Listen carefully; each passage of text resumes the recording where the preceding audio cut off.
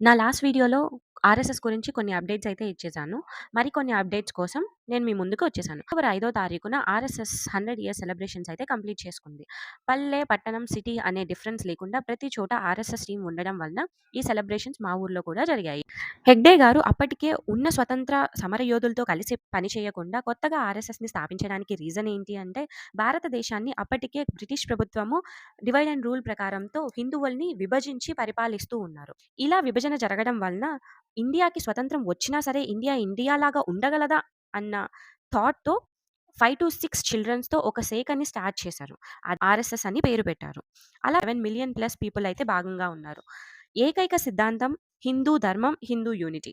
And parallelly దేశానికి ఏ problem వచ్చినా first RSS అండగా నిలుస్తుంది.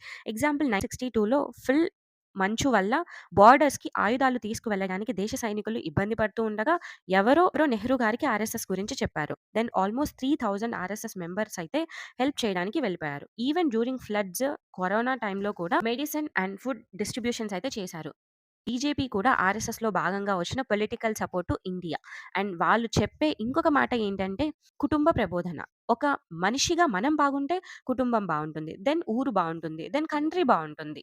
ఇవండి ఆర్ఎస్ఎస్ గురించి నాకు తెలిసిన కొన్ని విషయాలు. మీకేమన్నా తెలిస్తే మీ ఫ్యామిలీలో ఎవరైనా ఆర్ఎస్ఎస్‌లో భాగమై ఉంటే please comment and subscribe to my channel for more बोलो भारत माता की जय।